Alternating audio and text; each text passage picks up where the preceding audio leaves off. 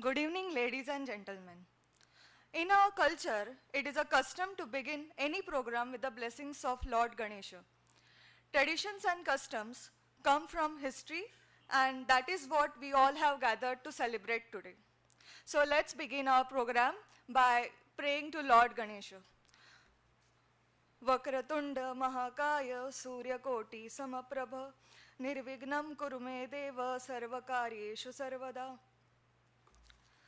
On behalf of Quantum Foundation and Deccan College Postgraduate and Research Institute, I cordially invite you to late Shri Prakashchandra Surana Historian Award 2026 ceremony. We are deeply honored to be joined today by several distinguished guests.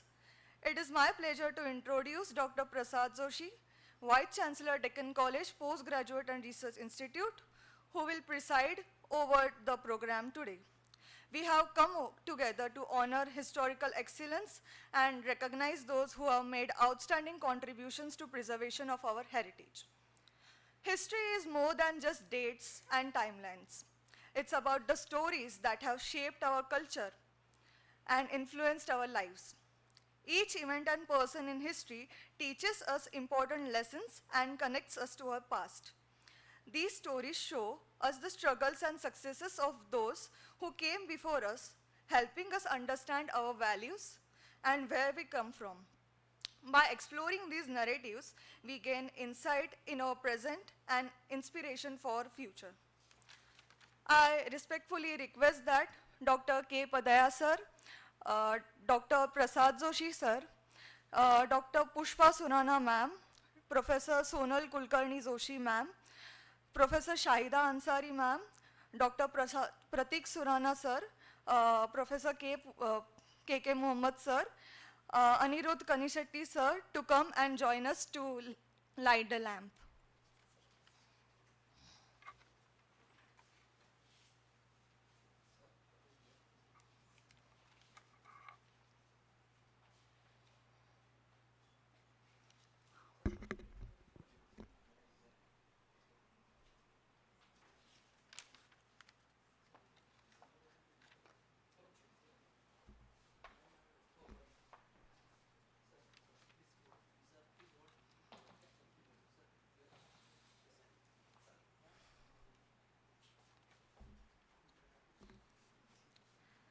The light from this lamp represents knowledge, wisdom, and the way forward, much like the invaluable contributions of those we honor today.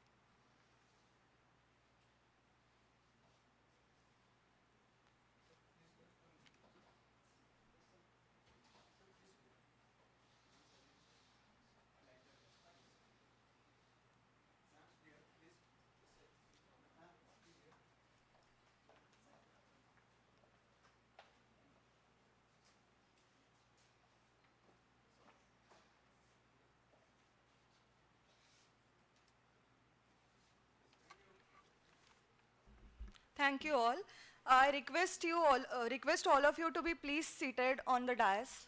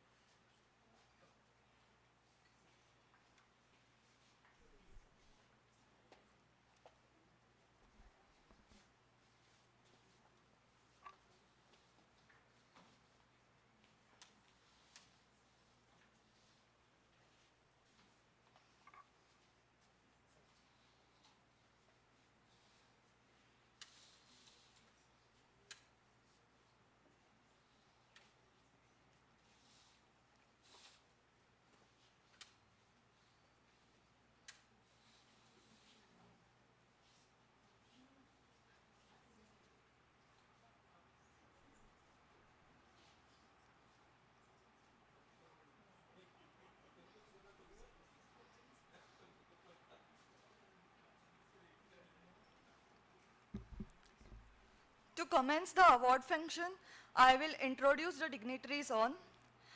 We have Professor K. Padaya sir, who is a Padma Shri and Emeritus Professor of Deccan College Postgraduate and Research Institute. We have our Vice Chancellor sir, Prasad Joshi sir, Deccan College Postgraduate and Research Institute. We have our second chief guest, Pushpa Surana ma'am, who is the trustee of Quantum Foundation. Professor Sonal Kulkarni Joshi ma'am, Dean, Academic Coordinator and Head of Department of Linguistics, Deccan College. Professor Shahida Ansari ma'am, Head of Department AIHC and Archaeology, Deccan College Postgraduate and Research Institute. Dr. Pratik Surana sir, founder of the Quantum Info Trainers and Consultants Private Limited. We have Padma Shri K.K. Muhammad sir, which is our first awardee, and Mr. Anirudh Kanishetty sir, our second awardee. I request Sarika to felicitate Professor Prasad Joshi sir, Deccan College.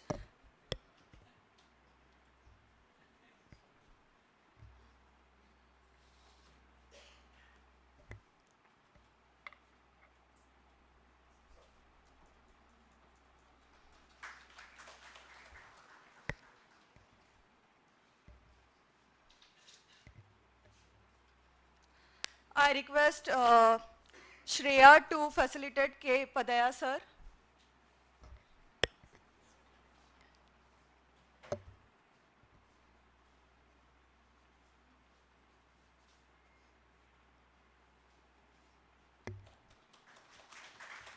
I request Prachi to felicitate Professor Sonal Kulkarni Joshi ma'am.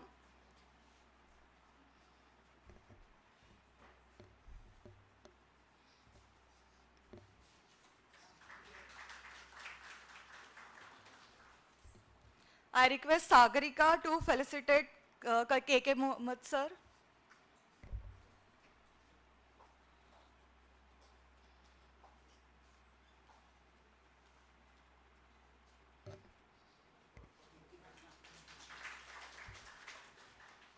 I request Ishan to felicitate Anirudh Kanishetty sir.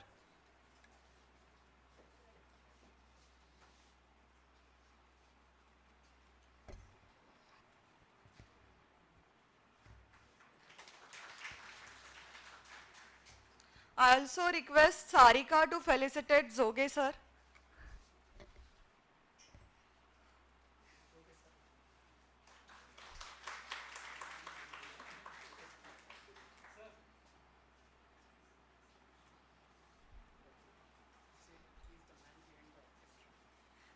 He is the man behind all the program arranged here. I also request Sania ma'am to felicitate Sagarika, a team member from the Indic Compass.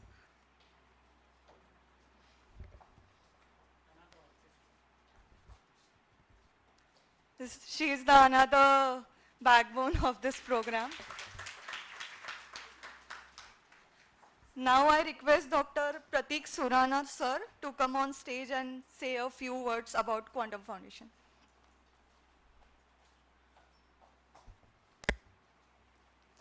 Honorable K.K. Muhammad sir, Anirudh, Prasad Joshi sir, Honorable Padaya sir, Pushpa Surana ma'am, Sonal ma'am, Shahida ma'am, and my dear friends, it's been a privilege to be associated with Deccan College, and this year we are equally privileged to collaborate with the Indic Compass team, who has done a fabulous job in terms of organizing this event. This is 5th year of this award function, and I'm so glad that we could get in touch with two excellent awardees who have done immense contribution in the field of archaeology, history, and various sciences. Anirudh is an engineer. However, I am an engineering dropout. So this is closest to the engineering I ever could get. Uh, Apart from this, I'll tell you something about Project Dharohar. Quantum Foundation had started Project Dharohar in the memory of my father, Prakashchandra Surana, who was historian by choice and interest, may not be by education. Though he was a professor of history in Hingoli, so my friend Sunil Bhaiya is here, he would remember that most of our talks when he was alive would revolve around history and various historical facts. Okay, my father-in-law Prakash Khimsara and Kothari uncle, they would also remember that most of the talks were surrounded by all the history and history talks. I would like to tell you a few instances why history is important and what role it plays in our day-to-day lives. Last evening, I was sitting with a friend having a cup of coffee, and this friend works in a company which has its headquarters in Poland. And he just mentioned that the Polish Prime Minister is going to visit India, and there are chances that he might visit his company, but still there's not enough magnet for him to call here. I simply told him that ask your MD to tell the Polish Prime Minister's personal assistant or the person who's arranging his itinerary that the company in India is located just 235 kilometers near Kolhapur. He said, what's the connection between Kolhapur and Poland? I said, you are from Kolhapur, right? He said, yes. I said, don't you know? He said, no. I said, do you know that in Kolhapur district there is a town called Valivde? Anybody has heard of this town, Valivde? Yes. I mean, not on the dais. This was the question for the audience, by the way. All right, everybody in the at the dais would know definitely. So he said, not really. I said, do you know, you'd been to the company headquarters in Poland? He said, yes, Krakow is where the headquarters is. I said, did you travel to Warsaw? He said, yes, I did. I said, did you see around in Warsaw? He said, yes. I said, do you know that in Warsaw they have got a Kolhapur memorial? Now, this was the time he was stumped. This was last evening, okay? And he said, what's the connection? I said, do you know that Rajarshi Shahu Maharaj of Kolhapur had given refuge to more than 2,000 families from Poland who were displaced by Soviet attack on Poland during World War II between 1939 and 1942, if I'm not mistaken. And they lived there for generations together to the extent that they have got their cemetery, they've got their war memorial, everything made over there. I said, simply tell this that the town that the Polish Prime Minister you want to visit is very near to Kolhapur, and he definitely would come. This afternoon, I got a message from him saying that this worked, and there are chances that the Polish Prime Minister is going to visit the company headquarters. Now, what does this small incident tell us? We can connect the dots looking backwards, never forward. If we really want to understand the way we are, the roots are in history. And so, Disha had spoken about history and how cultural values are deeply rooted in history. I often train people on business cultures and cross culture. I think some of my colleagues who have been there with me for long would know that during 2002-2003 we had acquired a customer who was from Israel. And unlike most of the other customers that we had, by the way, Quantum Info Trainers and Consultants is a corporate training company. You'd seen those images in the Quantum Anthem. Okay, so we deliver corporate training programs. So one of the customers that we had acquired was headquartered in Israel. And this was for the first time that we had interacted with anybody from Israel. So everybody was a little cautious, anxious, etc. And the person who was front facing this customer, he said, this customer, unlike all other customers of ours, is very aggressive. I said, yes, that's given. He said, what do you mean? I said, do you know the history of Israel, how it got created and how it survives today between surrounded by a lot of enemy countries? That aggression comes from their history. Second factor that they said is they're very suspicious. They do not believe in whatever we say. I said, have you heard of Mossad? Now, does that answer your question? Again, this was much easier for him to deal with this customer after we had given this historical perspectives.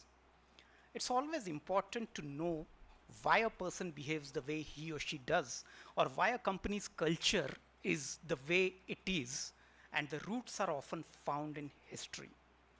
Long back when I was in 7th or 8th standard, okay, we four, me, my mother, father, and my sister, four of us went to a place in Karnataka which was very unheard of then, called Badami. And I had heard that place for the first time. So my father said, are you not taught that there's something called Vatapi? And you know, the Pandyan and Cheryans and Chalukyas and Cholas? I said, yeah, it was there, but it was only for 5 marks. Then he told me that this is not the way history has to be learnt. So the way history is to be taught is exactly the way how history is not to be taught these days. Some time back, when we went to Badami, I could connect the dots. And during those times, it was a very unplanned travel. It used to be more of an exploration, etc. And like an archaeologist, he would go to any monument, look at various images, symbols, etc., would try to make sense out of it, and then he would say that southern empires were even bigger than most of the northern empires. However, history has been written in a very north-centric and upper belt of Gangetic-centric environment, and that is the reason why you have not heard of Chalukyas, Rashtrakuts, and Cheryas and Pandyans. Fast forward to 2018-19, when I visited Indonesia for the first time. Okay, I met somebody who was surprised that I know all the characters of Ramayana. He said, how come in India do you know about it? I said, there's nothing to be surprised about, because we grew up watching Ramayana serial by Ramanand Sagar to start with. And then, of course, we went to Ramcharitmanas and various other scriptures. He said, that cannot happen because Rama was born here. I said, must be. I am wrong, and pardon me for my ignorance, but I believe that there is Balinese Ramayana that has a different version of it. And he mentioned that we have always been taught that Ramayana originated in Indonesia, and that is the reason why they call it Bharat, which is the direction called west, because in their west there is this direction called Bharat, which is Bharat. Apart from that, he was equally surprised that I know Nakul Sahdev, because according to him, Nakul Chemist was the origin of the word Nakul, which is a very big pharmacy chain in Indonesia. And Garuda Airline, we told him that we have many scriptures around Garud Puran, etc., etc. And he says, no, there's something wrong. We are the ones who actually own it. Now, to avoid any kind of further discussion, I simply said I agree, because I had my business interest to it and closed it, agreeing to that. But while on my way back, I said that there are many misconceptions about history. And there's always a battle between history and pseudo-history, the things which come in various digital form with no basis these days. And people are unable to distinguish between history and pseudo-history. That's when I met Anirudh for the first time in Jaipur Literature Festival, spoke to him for a while, okay. And then I realized that most of his work is very much in South, and that's where we connected. And I further researched on his blogs, his history related posts, reels, etc. And then Sagarika, me, Shan, and Chinmay, if I'm not mistaken, four of us, so the young friends from the Indic Compass. Okay, I have been calling them friends much before. Okay, so this is not a newly invented term for me. And we agreed that we would do enough research on why it has been so north centric and why we need to study history.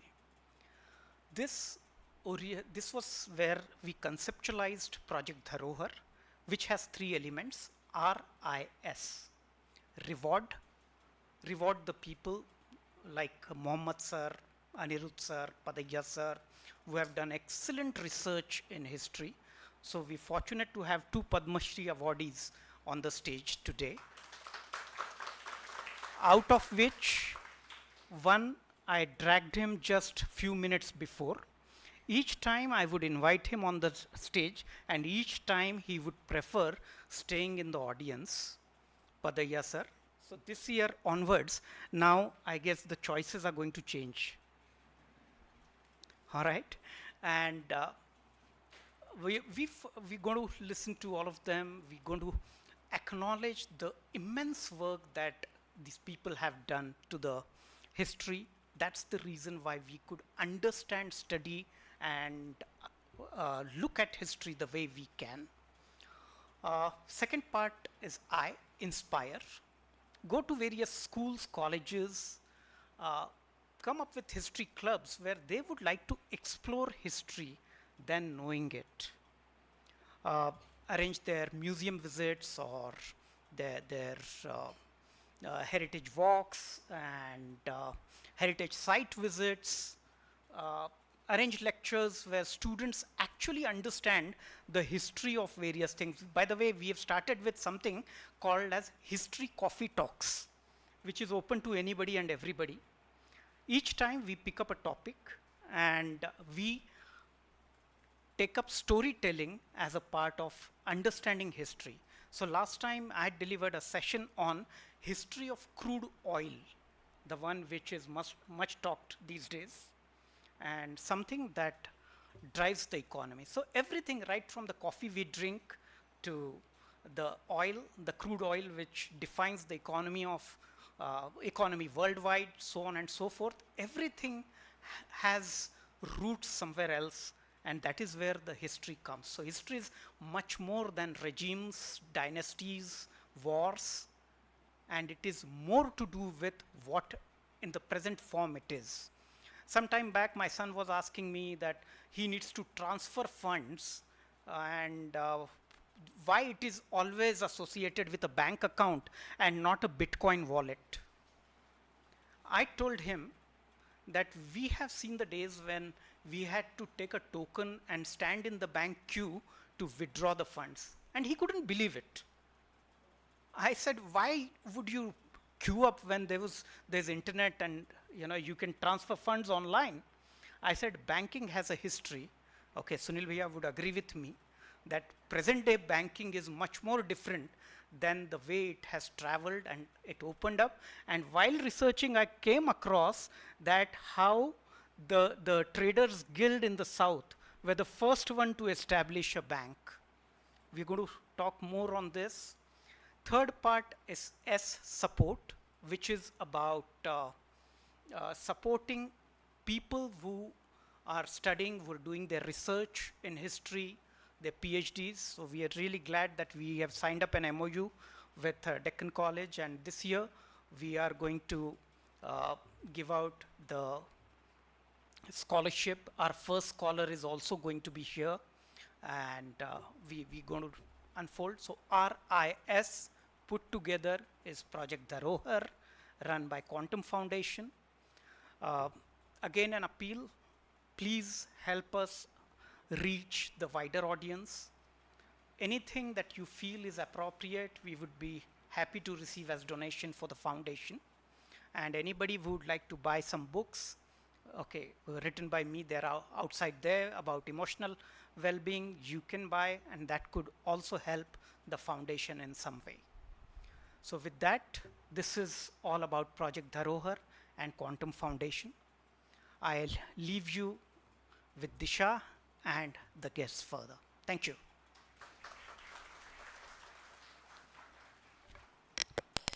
Before moving forward, I would request Sagarika to felicitate Dr. Shahida Ansari ma'am, Head of Department, Ancient Indian History, Culture and Archaeology, Deccan College, Postgraduate and Research Institute.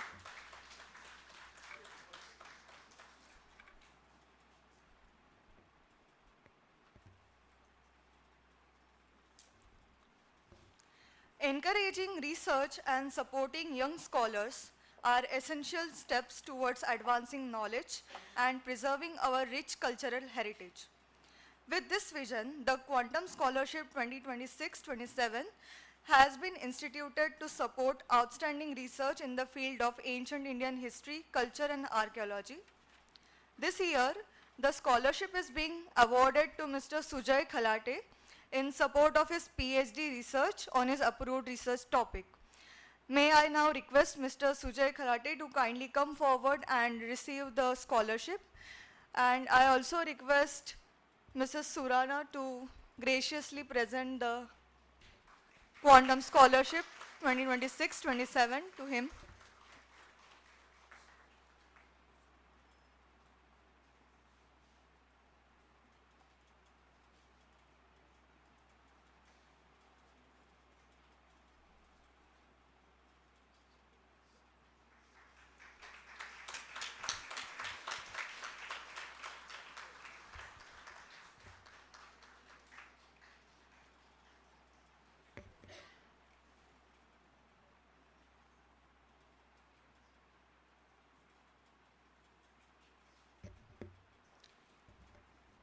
Now I would like to invite Dr. Prasad Joshi sir to come up on stage and share a few words with us.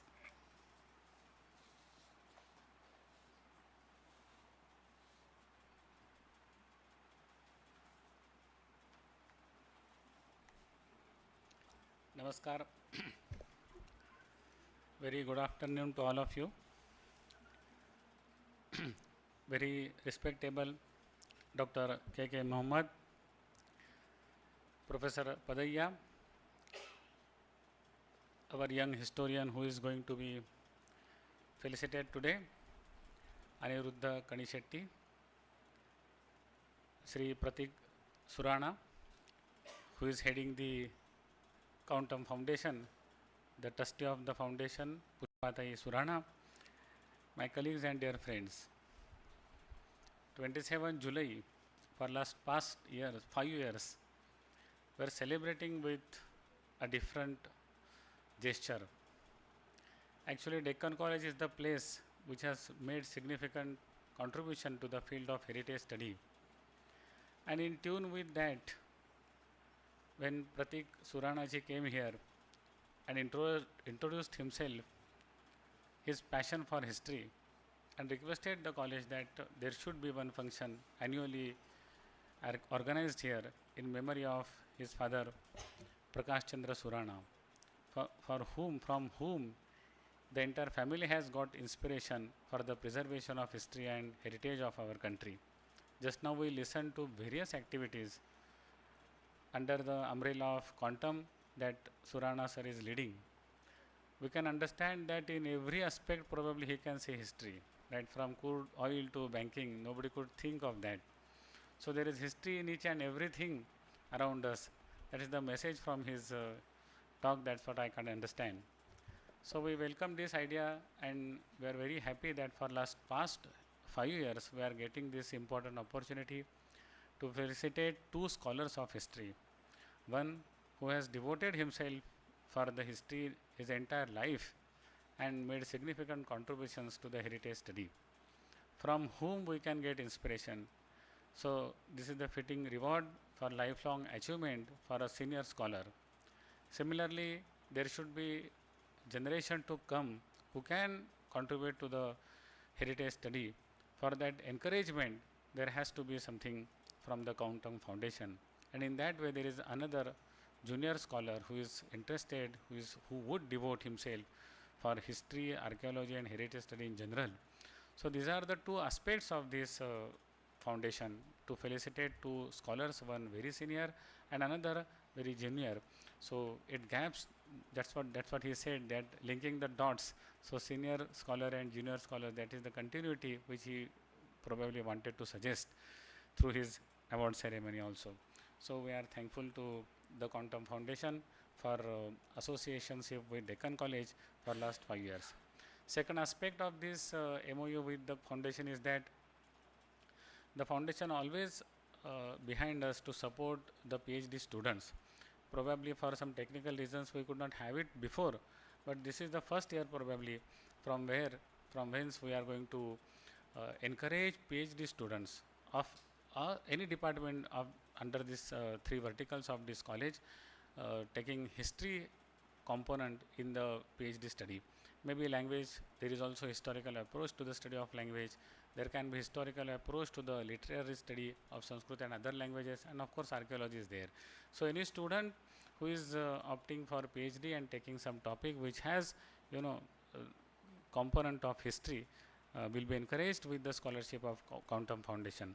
So this is another aspect for students' progression, student support that we are receiving from Quantum Foundation. So on behalf of Deccan College, I am thankful to the foundation, and we hope that this association continues time to time and it grows in strength every year.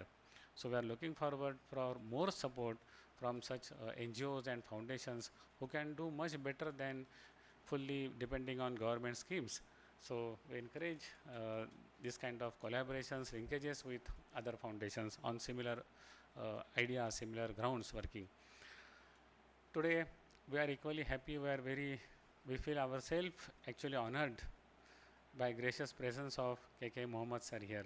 I know that he is a frequent visitor to Deccan College here, and he has been with us on many occasions, but today it is a special occasion. It is one of the special occasions here, and he made it a point to visit Deccan College. His contribution to the field of heritage study, conservation, temple architecture. I'm actually stranger to all this field, but everybody knows it. It hardly needs any repetition here. So thanks and welcome Professor Mohammed sir from Deccan College. And also I equally would like to extend cordial welcome to Aniruddha, who is young and engineering background, but still devoting himself to the study of history. So we would like to extend our cordial welcome, warm welcome, and thanks to both the scholars, one junior historian and very senior and authentic senior scholar here for being with us for this evening. I am thankful to Professor Padaya. Actually, Pratikji rightly said that he doesn't want to come on the stage, but he is always behind us and supporting in many ways. So I express great thanks towards Professor K. Padaya. The organization of any event is very important, and somebody has to shoulder the responsibilities. I must appreciate the efforts taken by our faculty, Shri Gopal Zoge, who is an archaeologist and working in the field of temple architecture. So actually he is always taking these programs or activities of foundation ahead. So thanks to Zoge sir, thanks to the head of the Department of Archaeology and Dean of the Faculty. With these few words, I would like to stop here because I must honor the limits of time, because we want to listen to the authorities on history and heritage. Thanks all.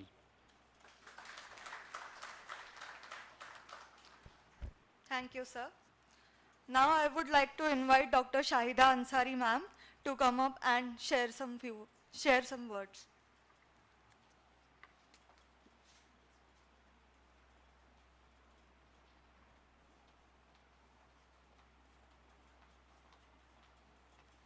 Good afternoon, respected sir, our Vice Chancellor Professor Prasad Joshi, KK Mohammed sir, you are here with us. We are so happy to to get in touch with you after a long time. It has been 2011 when you had taught me in Sanchi Stoop. We were doing this structural conservation course, and sir taught us about the importance of a replica museum at that particular time. And sir also told us about how he came to know about this Bateshwar. He was sharing this information that he was getting this vision or dreams about certain kind of temples. And he could come to get connected to this place in Morena, where these quarries were being, by the quarry people, they were destroying this group of temple which was there at Bateshwar. And that is how, sir, I know you. And also we know you because you are a great historian, you are a Padma Shri. And sir, on behalf of the Department of AIHC and Archaeology, sir, we are very happy to receive you here. And also Padaya sir is here with us.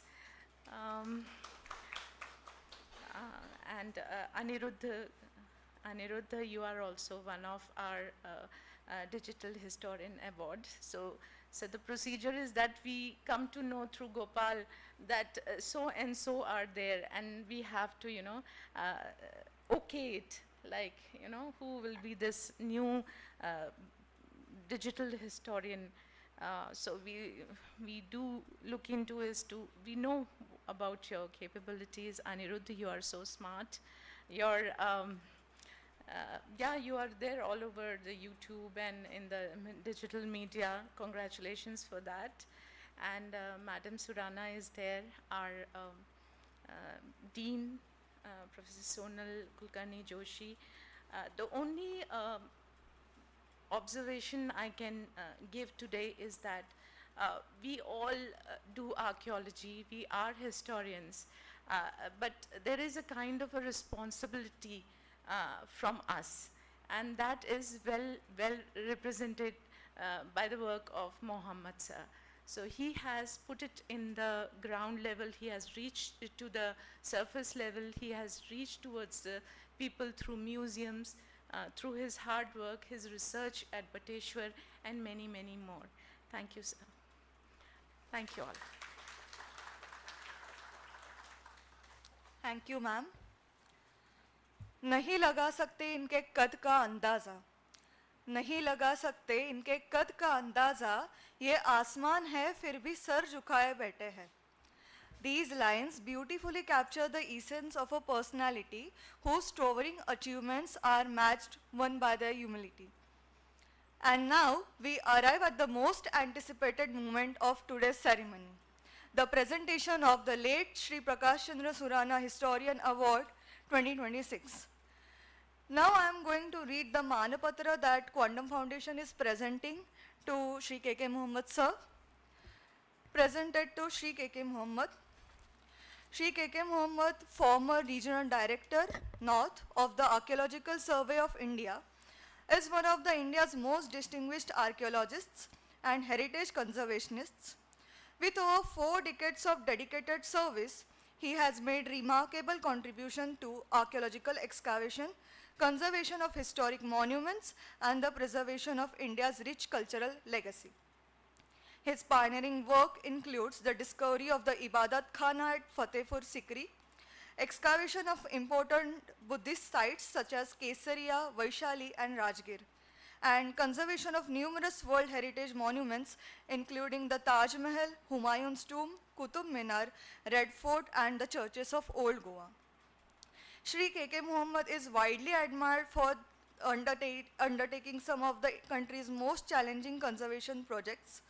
He successfully restored the historic temples of Bateshwar in Chambal Valley with the cooperation of local dacoits, conserved temples in Nakshal-affected regions of Chhattisgarh, and led the restoration of 46 national monuments ahead of the Commonwealth Games 2010. His efforts have earned several national and international honors, including the SARC Environmental Award, multiple national tourism awards, and the Rajiv Gandhi Global Excellence Award. Beyond archaeology, Shri K.K. Mohammed has demonstrated an unwavering commitment to society through initiatives such as establishing some slum schools for children working around heritage sites and promoting public awareness of India's civilizational heritage through his writings and lectures. His acclaimed book, An Indian I Am, reflects his lifelong dedication to India's pluralistic cultural traditions and has been translated into several Indian languages. Quantum Foundation proudly recognizes his extraordinary contribution to Indian archaeology, heritage conservation, and historical scholarship by presenting the late Shri Prakashchandra Surana Senior Historian Award 2026 on this 27th day of July 2026. His exemplary life and work continue to inspire generations to preserve, appreciate, and celebrate India's invaluable cultural heritage. Presented by Quantum Foundation in collaboration with Deccan College, Pune. I request Professor K. Padaya sir to come forward and present the valedictory and our Senior Historian Award to sir for his significant contribution to history.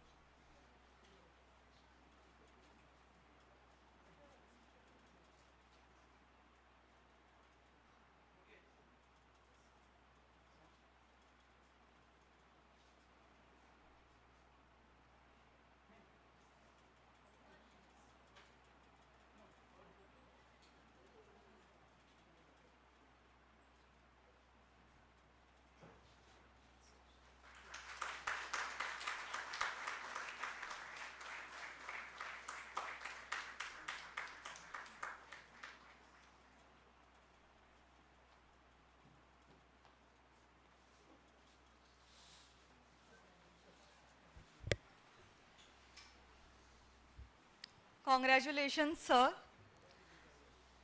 I now request you to say a few words and share your thoughts with us.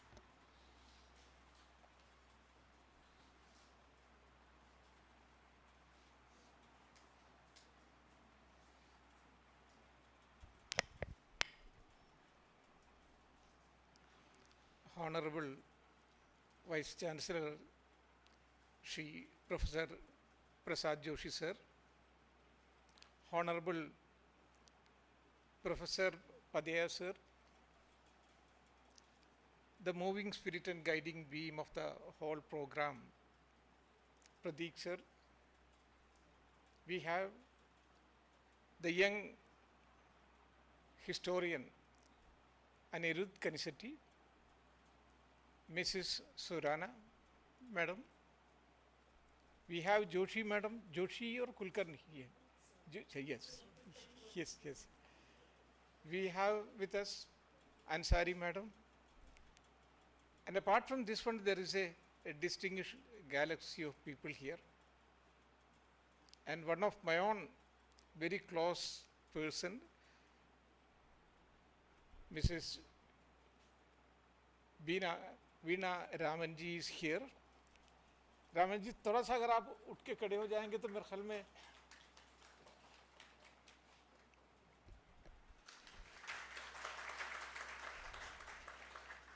there is a special reason for introducing her, because while I was working in Madhya Pradesh, because Madam was in tourism department, I was in archaeology, because both of them go together. So I had a special problem that was in Bateshwar. Bateshwar is in Chhattisgarh, in Chambal area. Chambal means almost 500,000 kilometers of area in between Rajasthan, Madhya Pradesh and Uttar Pradesh. There you have some of the dreaded dacoits in that area. So without getting express permission from those people, it's very difficult to work in all those areas. So madam's husband, Vijayaraman sir, IPS, a very senior police official, very senior police officer. It was he who had shot dead Pan Singh Tomar.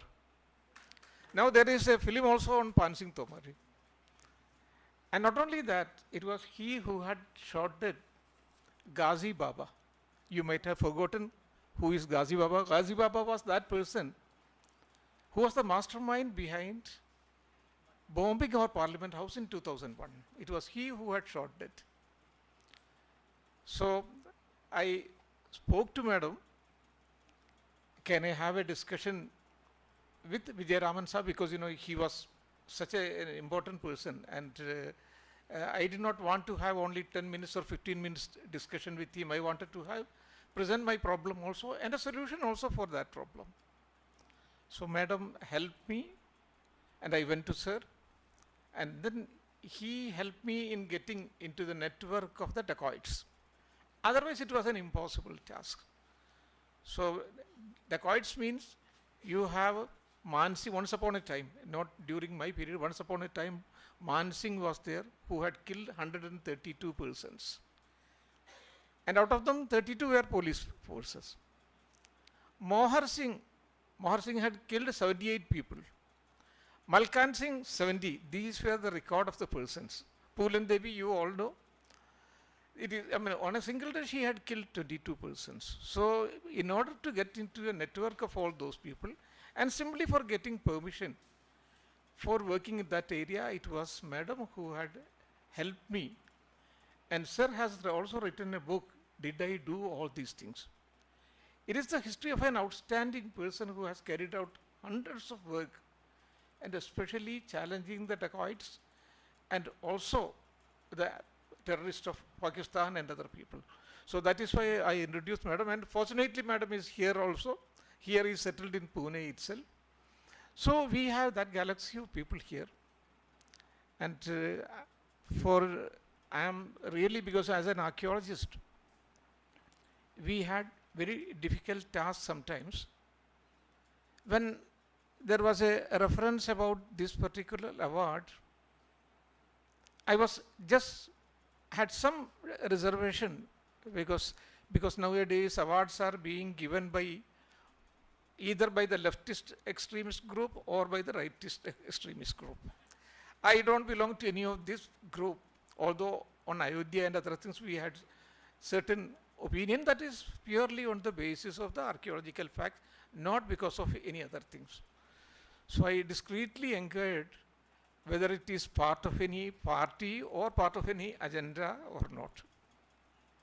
And I was assured it's not part of any kind of agenda, because earlier I had refused to accept this fund, two such very big awards with this one with funding also, because it was attached to certain groups.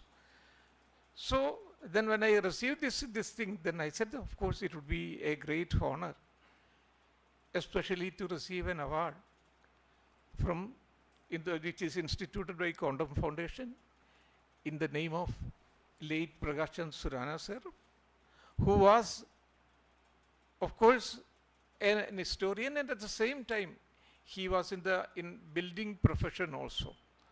So receiving an award from in the name of such a great person, without any kind of attachment, because otherwise the awards are based on the basis of certain attachments. So without any attachment, so it is something a great honor, and I accept this, sir, with all honor. I am of course humbled, because it is a great honor, and I receive it with all humility from you people, and especially Padaya sir. So Padaya sir has been a great teacher for all of us, generations of teachers. And receiving an award of this kind in the hall of Deccan College, Pune, where the great illustrious people, great illustrious archaeologists So we have got a number of archaeologists from here because it was the breeding ground, I should say, was archaeologists. Sangalya Sahab, Dev Sahab, Mishra Sahab, Ansari Sahab, and many other people, in late Padya Sahab, Shinde Sahab, and all of these people are eminent teachers also who have done wonderful work in various fields of archaeology. And me, I have been not only working on archaeology, I had the privilege of excavating Ibadat Khana. Ibadat Khana was the place where Akbar had invited people from all the religions, and ultimately he evolved a new religion known as Deen-e-Ilahi. I could identify a mount, and then on the basis of a Mughal painting which was made during the lifetime of Akbar, could prove that this was the real Ibadat Khana. And then Akbar had built a small Christian chapel also. The present dispensation may not be very kind to Akbar, who was a very liberal person, but he was, by any yardstick, he was one of the greatest emperors of that period. Because in England you had Queen Elizabeth at that time.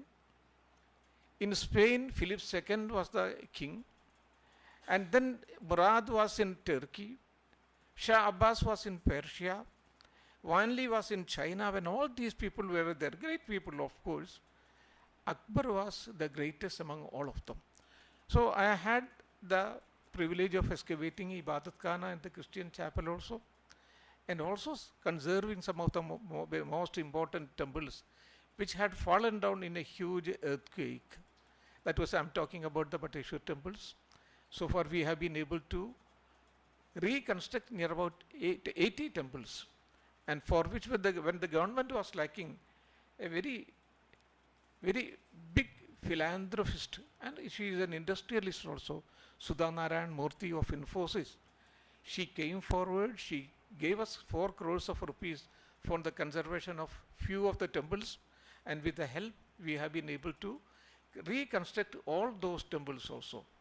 And now she has devoted her time and money also. Now it is for the Hampi project. In Hampi there are 2-3 bazaars are there. Virupaksha Bazaar is there, the Pansupari Bazaar is there.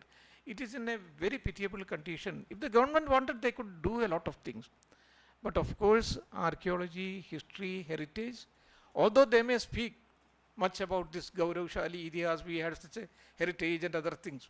But when it comes to the practice, they are far behind, lagging behind. So what we have to do is, we as a general citizens, we have to take up the issue of heritage. If heritage is marketed properly, it can create wonders not only for our proud heritage, but also as a revenue earning business also. So the government should realize the importance of it, and for that it is the duty of all of us to pursue it and work as a pressure group. So thank you all, thank you very much sir, and especially for giving this award, because this gives us more energy to do further. And thank you all, thank you very much.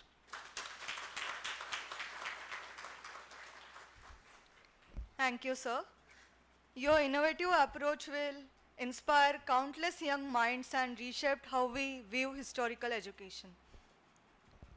Moving forward, I am about to read the Manapatra that Quantum Foundation is offering to Anirudh Kanishetty, sir. Presented to Shri Anirudh Kanishetty. Shri Anirudh Kanishetty is a distinguished public historian, author and researcher whose work has significantly enriched the understanding of ancient and early medieval South India. Through meticulous research based on epigraphy, archaeology, art history, and literary sources, he has reconstructed the political, commercial, and cultural landscapes of Deccan and the Chola world, bringing India's rich historical tradition to a wider audience. His acclaimed books, Lords of the Deccan and Lords of Earth and Sea, have been widely recognized for their scholarly depth and engaging narrative, earning prestigious literary honors and establishing him as one of India's leading young historians. Beyond his contributions as an author, Shri Kanishetty has played an important role in advancing historical scholarship through his work with institutions such as Map Academy, the Deccan Heritage Foundation, and the Takshashila Institution. His research has been supported by renowned organizations including Princeton University, the India Foundation for the Arts, and the Museum of Art and Photography, Bangalore. Through his writings, lectures, podcasts, and collaborations with international platforms such as BBC and Art, he has made rigorous historical research accessible to diverse audiences while encouraging a deeper appreciation of India's cultural and archaeological heritages. Quantum Foundation proudly recognizes his exceptional contribution to research, public history, and the dissemination of India's rich civilizational legacy by presenting the late Shri Prakashchandra Surana Digital Historian Award 2026 on this 27th day of July 2026. His work continues to inspire young scholars and history enthusiasts to explore India's past with intellectual curiosity, academic rigor, and an enduring commitment to historical truth. Presented by Quantum Foundation in collaboration with Deccan College, Pune. I request Mrs. Pushpa Surana ma'am to come forward and present the valedictory and our Digital Historian Award to Sir.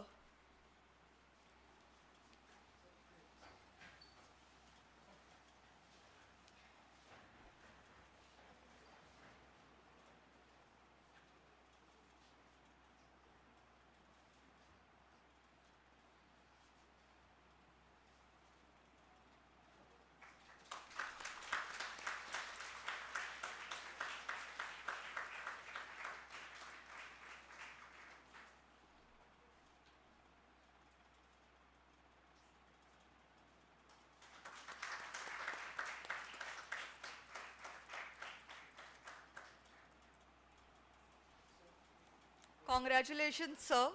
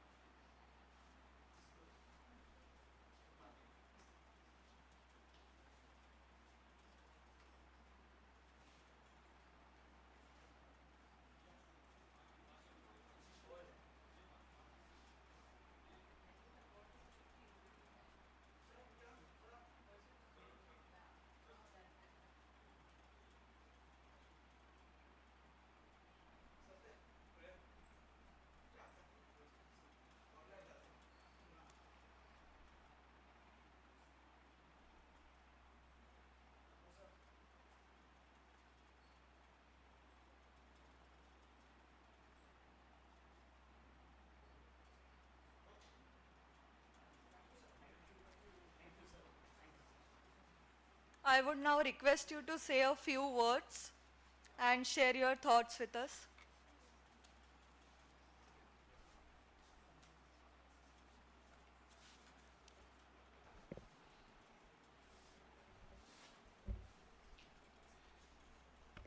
Thank you, and a very good evening to you all. Thank you, Professor Joshi, for having me here at Deccan College, and my warmest regards, of course, to Professor K.K. Mohammed. It's such an honor to be on the same stage, receiving an award from the same foundation as you are, sir. Thank you, of course, also to Professor Joshi Kulkarni, to Dr. Surana, to Mrs. Surana, to Professor Padaya Garu, and to Professor Ansari. I wish I could start this little talk with a story of dacoits in the Chambal Valley, but unfortunately I can't claim to have had any such exciting experiences so far. Instead, I'd like to explain a little bit about how an engineer ends up writing about history, how and why an engineer ends up writing about history. If you had asked me when I was age 10 what I wanted to be, I would have said I wanted to be a paleontologist. If you asked me at the age of 15, having been subject to a good amount of Telugu brainwashing. With no disrespect to the good Telugus on stage, I would have told you I wanted to be the next Satya Nadella. But all of these ideas came into a very quick collision with reality when I began engineering. And I very quickly realized that for all my great aspirations, I couldn't do maths to save my life.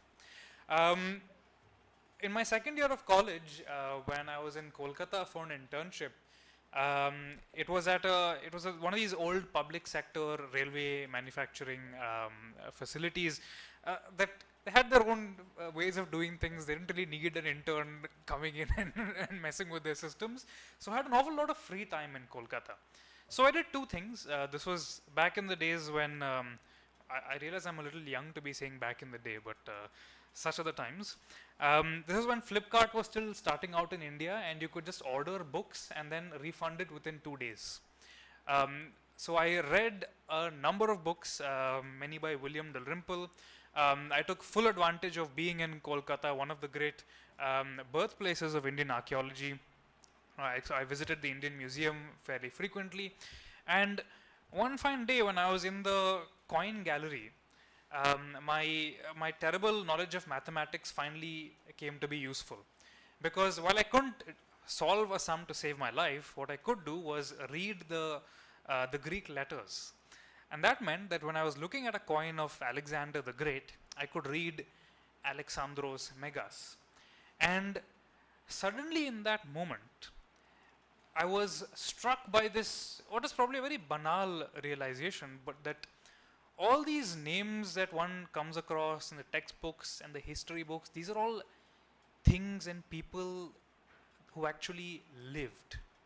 There was actually this guy who was born in Greece, rampaged across half the world, ended up, actually fighting some guy in Punjab, and then died horribly in Iraq after a heavy bout of alcoholism.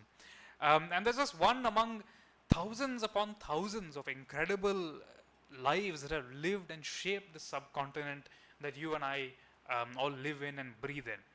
And from that point onwards, I increasingly seriously began to indulge my passion for history. Of course, to begin with, it wasn't necessarily through reading the works of the great professors. It was by playing video games, mostly Western video games, as it happens, where you play as a Roman general and conquer the world and whatnot.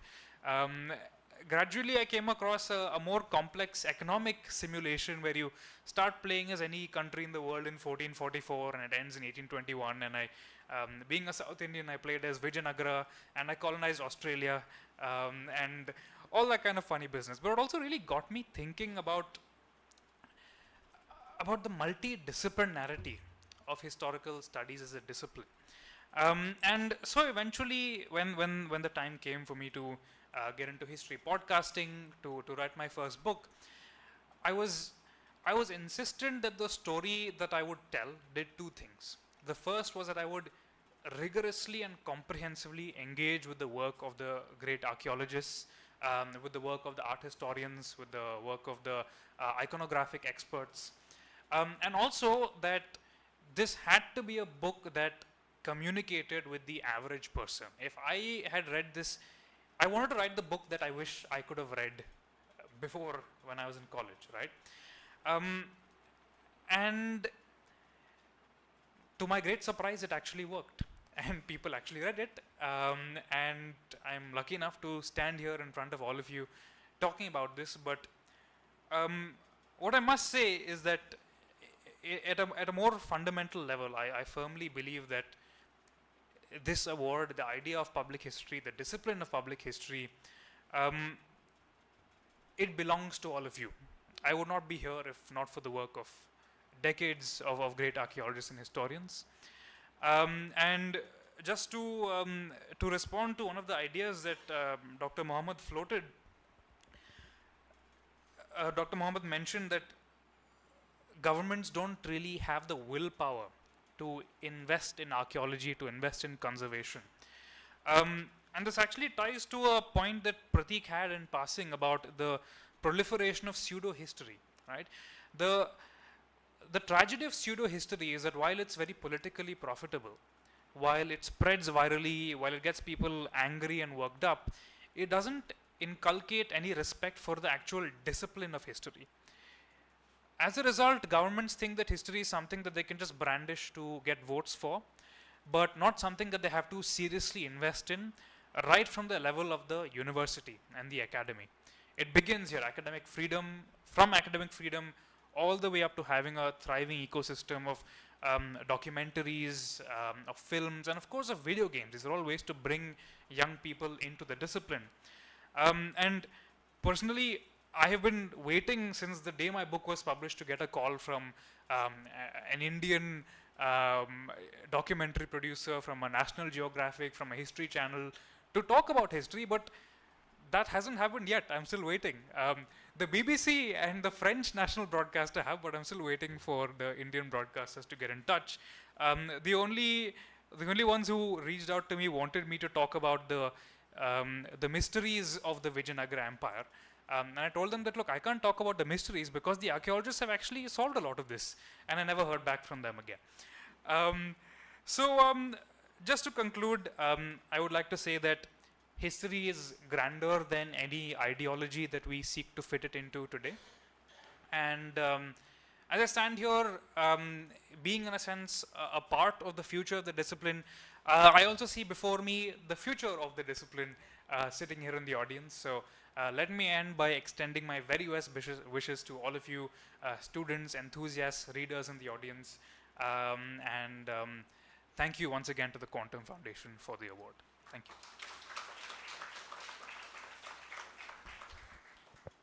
It is an indeed to honor and listen to you, sir. As this inspiring evening comes to a close, I would like to invite Mrs. Pushpa Surana to deliver the vote of thanks.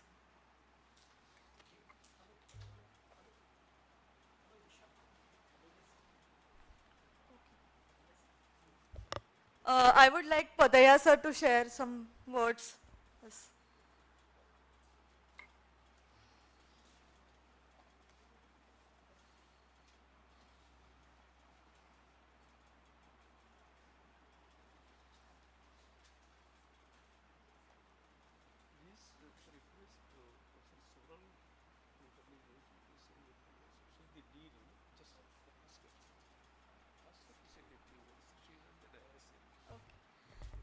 I request Dr. Sonal Kulkarni Joshi to share a few words with us.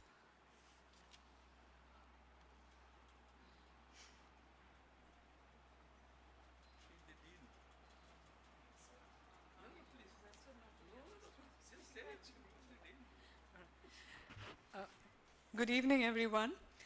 After having heard such, two very senior historians, and when a third very senior archaeologist is waiting to be heard by the audience, it doesn't really feel right to be talking in between. But as someone who has witnessed this journey of Quantum Foundation and Deccan College, I would just like to express that my happiness, a pleasure to be a part of this occasion, this celebration. And with good wishes for the continuation of this collaboration, I would like to stop here and request the compere to invite Professor Padaya, who I think we would be happier to listen to. Thank you.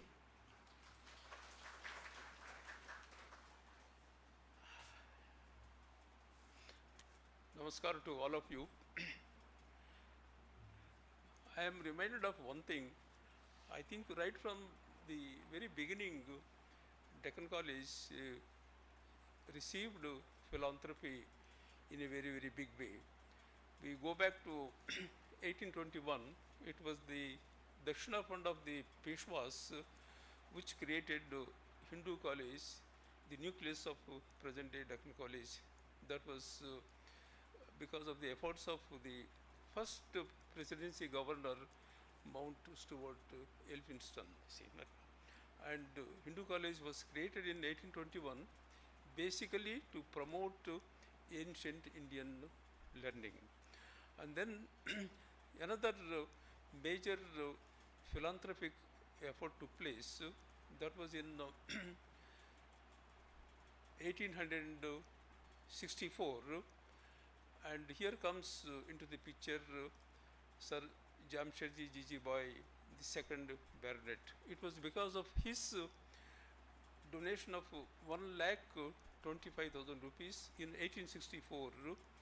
The old building of Deccan College came up, and of course there was, matching grant from the presidency government, and that was another philanthropic effort. And then in 1950s came the Rockefeller Foundation, and it was because of the efforts of Rockefeller Foundation, linguistics as an academic subject came up, and Professor Sonal Kulkarni will tell you later on more about the efforts made by the Rockefeller Foundation. And then I remember it was sometime in 1980s, Ford Foundation came forward, and it was because of the efforts of Ford Foundation, Deccan College felt the impact of computerization. See, now we have another major philanthropic effort coming to the rescue of Deccan College, and with particular reference to the promotion of historical consciousness. And we really appreciate that the Surana family established this quantum foundation to perpetuate the memory of late Professor Prakashchandra Surana ji, a great historian. And I know that for the last at least 5-6 years, Quantum Foundation has been giving us this philanthropic effort, and earlier scholars like Professor Raja Dikshit and Kurush Dalal were given these awards, and this year the awards have gone to very fitting persons, and Padma Shri K.K. Muhammad, and as you have heard, he was in the Archaeological Survey of India. Many of the government servants, officers do job, but in a very mechanical way. But I think Dr. Muhammad was one person who put in his heart into the matter, and the contributions which he made to the discovery of monuments, to the conservation of monuments, to the preservation of monuments, and sometimes going against the prevailing views, giving new meanings to the monuments. And I think this is something very, very remarkable, and very fittingly and very justifiably the government of India recognized his monumental efforts. I would say he's a man of monuments, but his efforts are equally monumental, and it was in recognition of his monumental efforts towards the preservation, discovery, and conservation of monuments.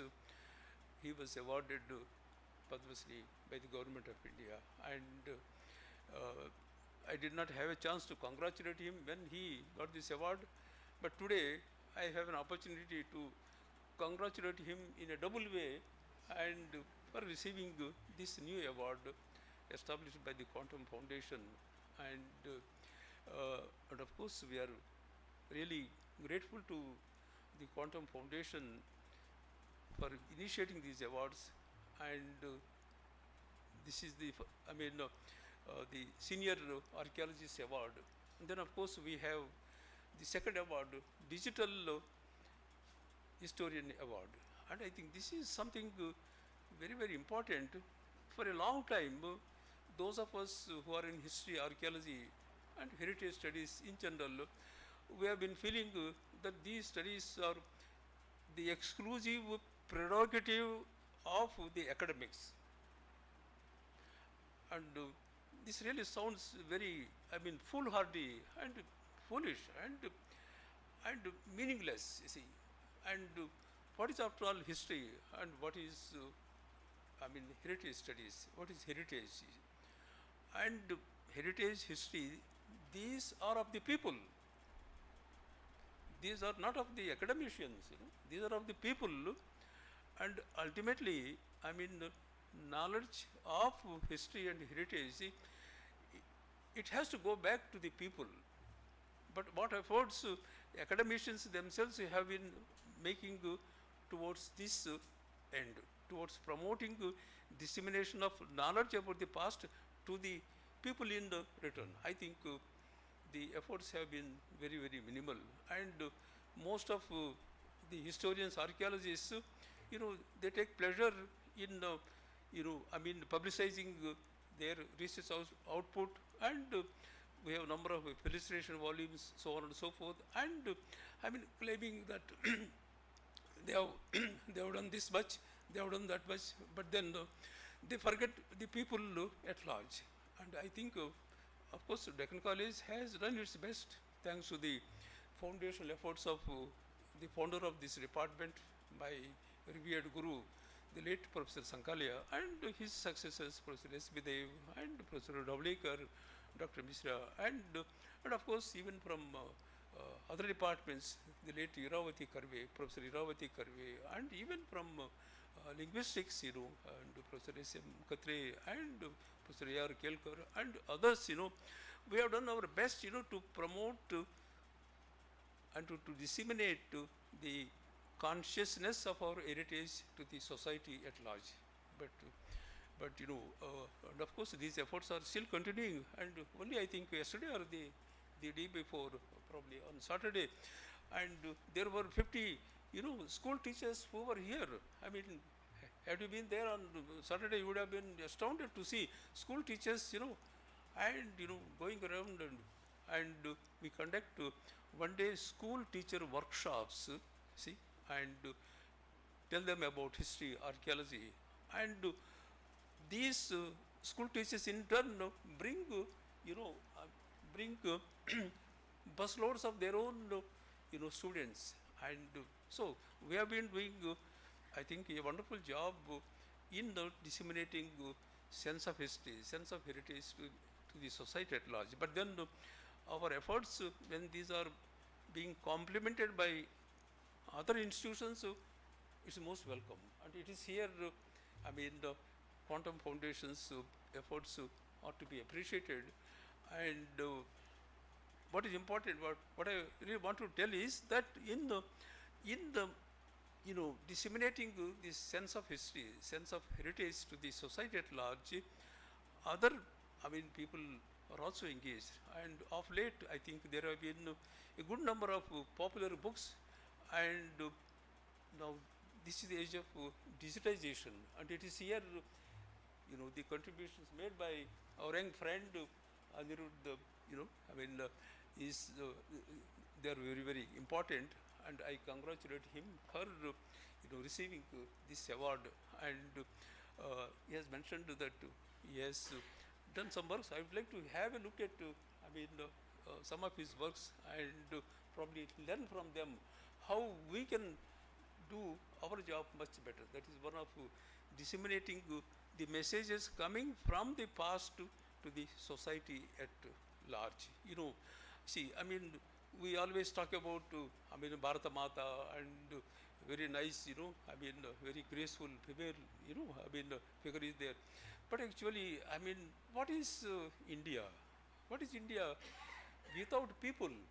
And our young friend Anirudh will remember that we had one very famous Telugu poet, writer in Andhra Pradesh, Gurujad Apparao, and he said, what is country?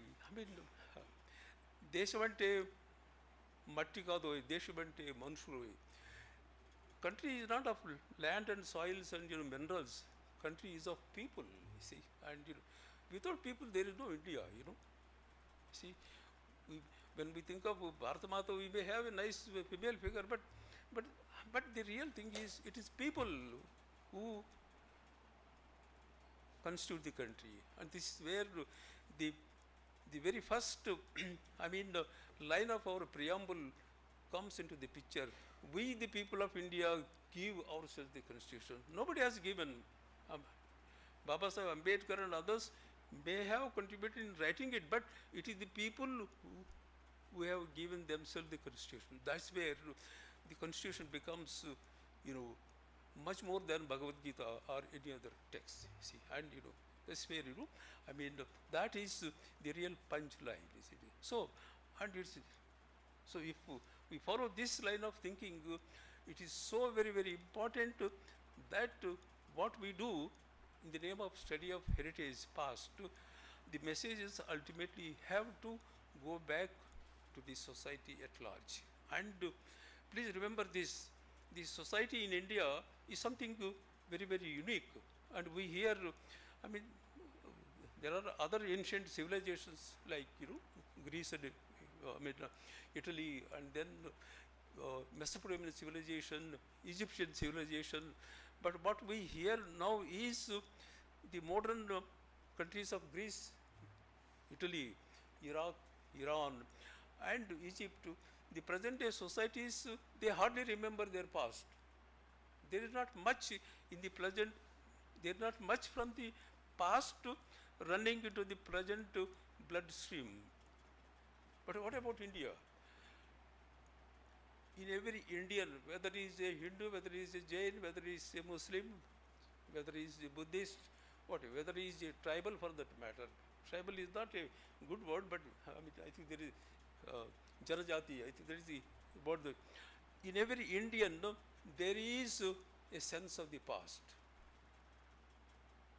How they have acquired it, how they use it, unfortunately, we historians and archaeologists have done very little work, to understand and get the feedback from the society as to what is their sense of the past, and each one of them has a sense of the past. How they have got it, how they are using it. Unfortunately, the sociological investigations of the past has hardly taken place. In fact, this is one of the desiderata of heritage studies in the whole country, and I hope institutions like Deccan College will sort of play a lead role once again, and I am sure in this effort, the efforts of private agencies like Quantum Foundation also would be there. Probably next time, I congratulate our young friend who have received the Quantum Foundation scholarship, and I do pray and I do hope that next time when the Quantum Foundation is thinking of enlarging the compass of their work, they would like to create a scholarship for a doctoral study which involves sociological investigations of the use of the past in the society. So the sociological investigation of the uses of the past in the society, in fact, it is an equally important job, and I hope we in the country, whether in the universities, whether in the Archaeological Survey of India, or the state departments, realize this, and so that many of the unnecessary antagonisms, many of the unnecessary rifts, unnecessary conflicts which are created in the name of the past will automatically come. Once you listen to the common sense understanding, the common sense understanding of the past among the common people is very very robust, is very very objective, is very very critical. Once we listen to that, we will be able to correct ourselves, and we will we will not look at the past in any parochial way. And I think this is something very very important, and I am sure private agencies like Quantum Foundation will come forward again in these efforts. And with these few words, I would like to congratulate the Quantum Foundation for its wonderful efforts, to promote the sense of the past, historical consciousness. And of course, I would like to congratulate my friend Padma Shri K.K. Mohammed for receiving this new award, and I would like to congratulate equally my young friend Anirudh for receiving this digital historian award. Thank you very much. Thank you, sir. Now I would like to invite Ms. Sagarika Razurkar, the founder of the Indic Compass, to come and share a few thoughts with us. Thank you, Disha. My sincere apologies for an impromptu entry on the dais, but I had not to miss this opportunity of addressing such a distinguished guests on dais and a wide audience here. The Indic Compass has been mentioned continuously throughout the program, and there wouldn't be a better opportunity for me to officially introduce the guests as well as the audience to what the Indic Compass exactly is. वयानी थोडी लहान आहे पण मोठ्या पावली येते कारण I myself am a student of current pursuing student of the Deccan College, and it's an immense privilege to stand here beside such a distinguished guests on dais and address the audience. To be precise, the Indic Compass is a youth-led heritage startup started by students of history and archaeology last year. That's on 27th of August. And we are yet to complete a year, but the kind of response and support that we have gained in past 1 year is unimaginable. Our HOD ma'am was already aware of the Indic Compass, but I had to take this opportunity to introduce it to the other distinguished audience present here. Indic Compass had been in an association with Padma Shri K.K. Mohammed sir for past 1 year, and he has been a continuous supporter and a great mentor to us. That today we are able to host him here at my college, that is Deccan College. Apart from that, we have been receiving a great support from ASI Mumbai Circle as well as MTDC from past 1 year. The topic that I wanted to address here is that, as everyone mentioned rightly in their speech, in their address, that what India genuinely lacks is a sense of heritage consciousness. And Indic Compass came up with this idea. Indic Compass was incepted with this idea of awakening heritage consciousness. We are on this track, and it's been a year into this, and the kind of response, support that we have gained is unimaginable. Of course, let me take this opportunity to congratulate Quantum Foundation for the efforts they have been taking into this field for past several years, and we are grateful to everyone who has been a part of this journey so far. I'm very young in age, so I can't congratulate the distinguished or the eminent awardees of this award, but let me extend gratitude to them for being here and letting us an opportunity to host them here. Apart from that, thank you all for joining, and that is it from my side. Thank you. Thank you, Sagarika. As this aspiring evening comes to a close, I would like to invite Mrs. Pushpa Surana to deliver the vote of thanks.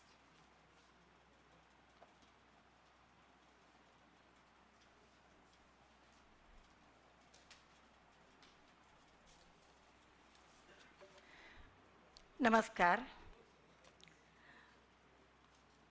प्रत्येक कार्यक्रम का सबसे आखिरी part होता है vote of thanks.